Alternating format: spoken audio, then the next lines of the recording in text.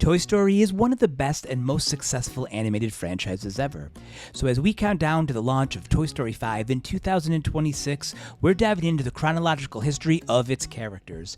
This is Toy Story Timeline, and today we're taking a closer look at Jessie.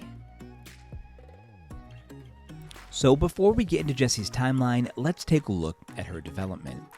The 1995 release of Toy Story was a massive success, and Disney was eager to greenlight a sequel. However, one gap in the original film was its lack of prominent female characters, aside from Bo Peep's modest supporting role, of course. Nancy Lasseter, wife of then Pixar CEO John Lasseter, pushed for a strong female presence in the sequel, which at the time was planned to be a direct-to-video release. John agreed, and an early draft introduced a character named Señora Cactus, a seductive Mexican sidekick to Stinky Pete. Thankfully, that version of the script and the character never made it past the developmental stage. Instead, Pixar pivoted to create Jessie, a tough-spirited cowgirl designed to complement Woody, drawing inspiration from the no-nonsense frontier girls of the 1950s westerns.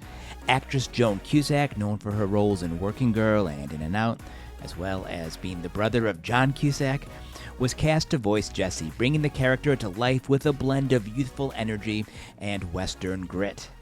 What's cool is that she wasn't just a damsel in distress. Far from it. Jessie was full of fight, heart, and even a bit of flair, introducing her signature yodeling.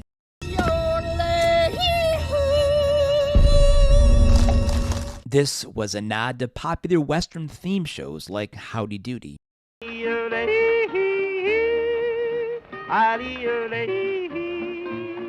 The initial design for Jessie was created by animator Jill Colton, who found her hair to be one of the toughest parts to conceptualize. Over time, the design was refined and upgraded, and ultimately becoming the bold, recognizable look that we know today. Now, let's get into the timeline. Like many of the characters in Toy Story, Jessie's full backstory isn't entirely clear, especially the specific Jessie doll we know from Andy's Playroom. But based on the lore, here's what we do know. Jessie was one of four main characters in Woody's Roundup, alongside Stinky Pete, Bullseye, and of course, Sheriff Woody. The crew is called the Roundup Gang, and the show was a 1950s Western series aimed at children, where each character was portrayed as a marionette controlled by puppeteers.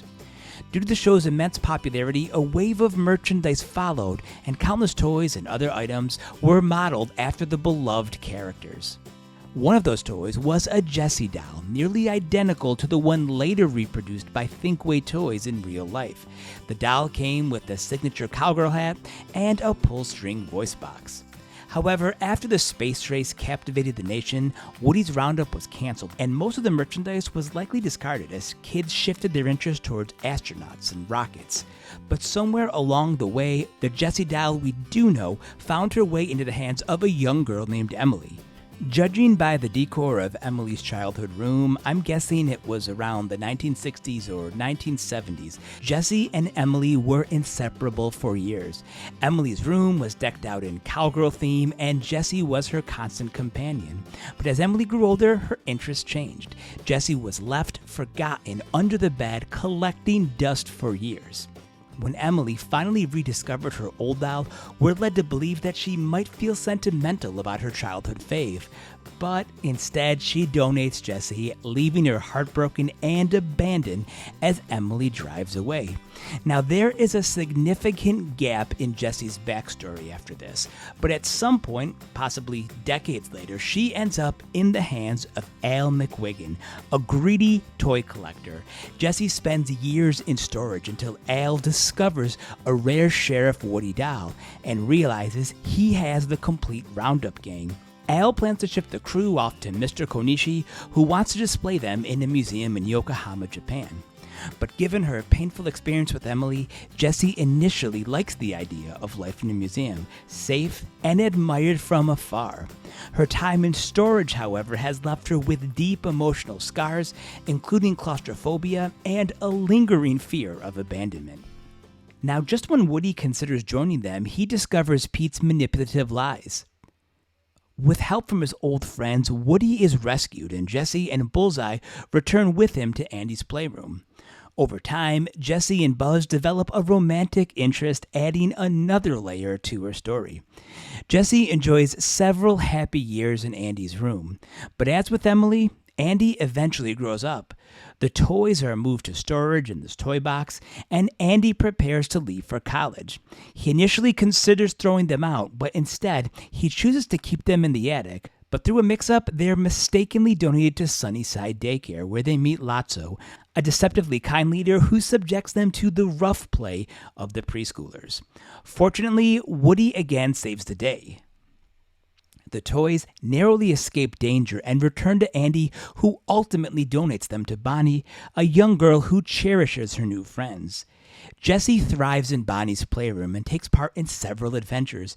She helps set the stage for a Hawaiian vacation for Barbie and Ken, and even overcomes her fear of tight spaces during a hotel trip with Bonnie and her mom. In fact, she actually saves Woody and herself from a potential eBay sale by a crooked and greedy hotel manager.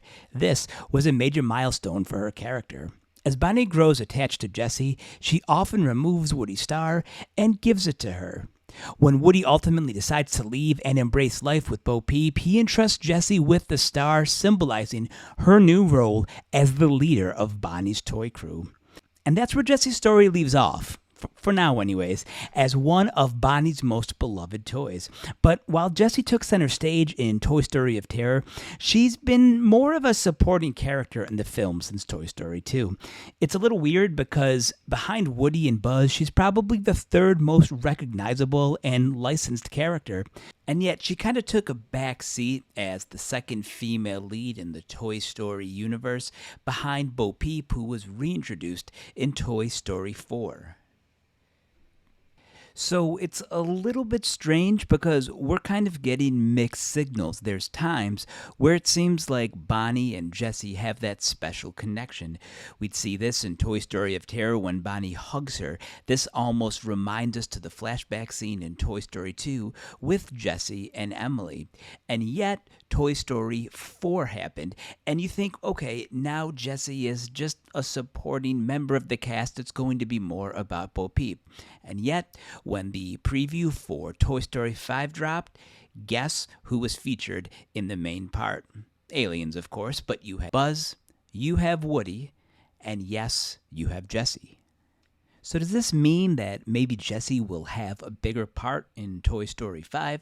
At the end of Toy Story 4, we do see her introduce a new fork character to the rest of the toys the same way that Woody, the previous leader, did earlier in the film. So all of this raises an important question. What role will Jessie play in the franchise moving forward? I can't tell you. I guess we'll have to wait and find out. But for now, that's a wrap for this episode of Toy Story Timeline. If you like this video, be sure to hit the like button and let us know which character you might like to see featured next. Also, don't forget to subscribe to support this channel or show your appreciation by leaving a donation. Thank you again for watching. We'll see you next time on Toy Story Timeline.